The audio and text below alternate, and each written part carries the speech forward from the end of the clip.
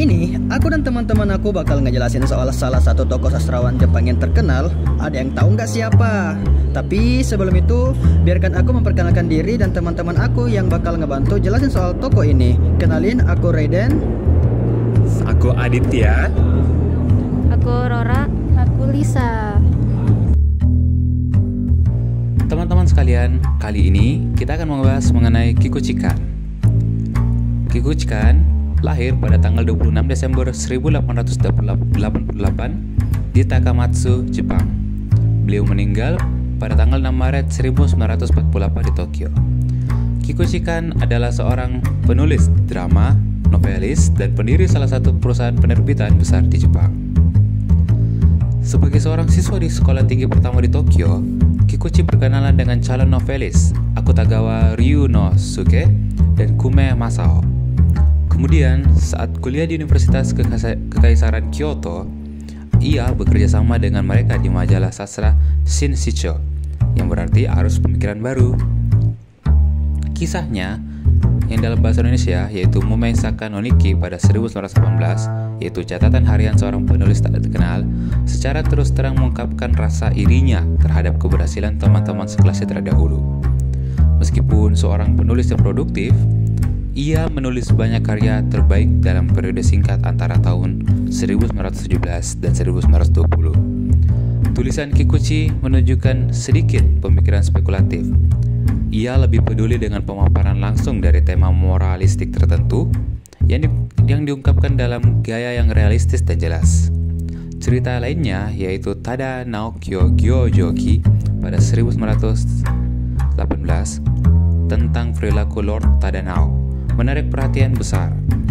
Karya-karyanya yang terkenal lainnya adalah drama Chichi Kaeru pada 1917 yang berarti Sang Ayah Kembali, dan Okujo no Kyojin pada 1916 yang berarti Si Gila di Atap. Kemudian ada novel Shinju Fujin pada tahun 1920 yaitu Nyonya Mutiara. Berikut adalah perjalanan pendidikan Kikuchikan dalam bentuk poin. Poin pertama, pendidikan dasar. Kikuchikan mengenyam pendidikan dasarnya di kampung halamannya di Takamatsu, Prefektur Kagawa, Jepang. Kedua, sekolah menengah.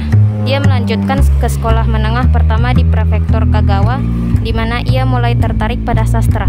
Ketiga, pendidikan tinggi. Kikuchikan kemudian melanjutkan ke Universitas Kekaisaran Tokyo, atau yang sekarang disebut Universitas Tokyo, dan mengambil jurusan filsafat. Namun kemudian pindah ke jurusan sastra Inggris. Disinilah ia terlibat aktif dalam dunia sastra dan menulis. Keempat, aktivitas sastra di kampus. Selama masa kuliah, Kikuchikan mulai menulis cerita pendek dan esai yang diterbitkan dalam berbagai majalah dan sastra. Kelima, awal karir sastra. Setelah lulus dari Universitas Tokyo, ia mulai bekerja di dunia penerbitan, yang memicu awal karir sastranya sebagai penulis terkenal. Oke, ada beberapa alasan kenapa Kikuchikan menulis karya-karyanya. Yang pertama, kritik sosial.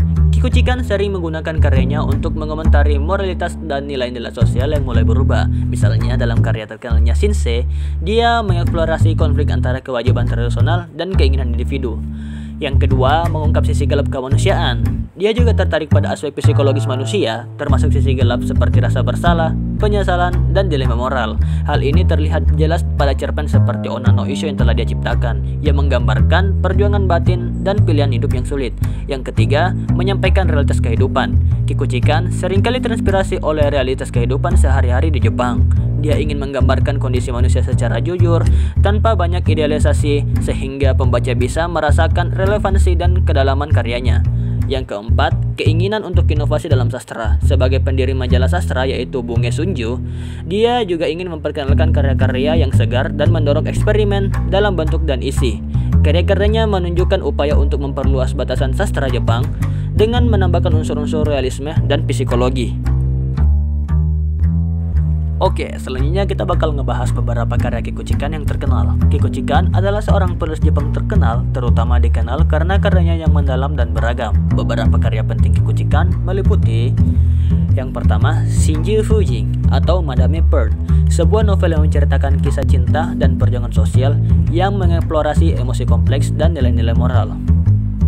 Yang kedua, Onshuno Kanatani atau Beyond the Pearl of Vengeance, sebuah cerita pendek yang mengeksplorasi tema balas dendam dan pengampunan dengan latar belakang peristiwa yang penuh ketegangan.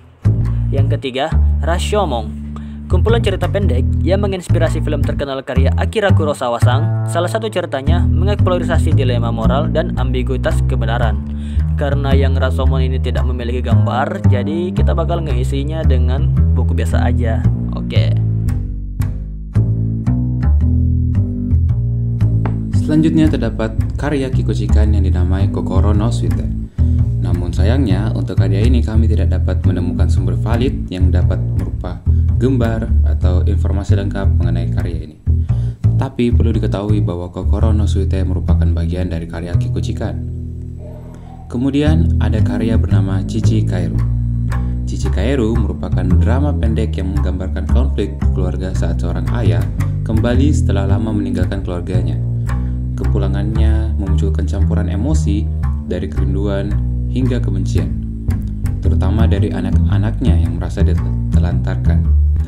Karya ini mengeksplorasi tema pengampunan, penyesalan, dan hubungan keluarga, serta mencerminkan perubahan nilai-nilai tradisional Jepang di awal abad ke-20. Pesannya menekankan pentingnya memahami dan menerima suatu sama lain dalam suatu keluarga meskipun ada luka di masa lalu. Menjelang akhir hidupnya, Kikuchikan tetap aktif di dunia sastra dan perfilman, meskipun Jepang sedang menghadapi situasi politik dan sosial yang cukup rumit. Beberapa tahun sebelum wafat pada tahun 1948, dia masih memimpin Bunge Shunju, majalah sastra yang dia dirikan sejak 1923. Majalah ini punya peran besar di dunia sastra Jepang, jadi wadah untuk berbagai karya keren dan diskusi intelektual. Setelah Perang Dunia Kedua, Kikuchi kena dampak kebijakan reformasi pasca perang dari sekutu. Dia dilarang pegang jabatan publik karena kebijakan yang bertujuan menghapus pengaruh tokoh-tokoh yang dianggap terlibat dalam militerisme dan ultranasionalisme selama perang. Tapi, meskipun nggak bisa terjun langsung di jabatan publik, Kikuchi tetap punya cara buat kontribusi dunia literatur dan budaya Jepang. Oke, jadi mungkin sampai situ saja buat penjelasan kali ini. Dan seperti biasa, terima kasih.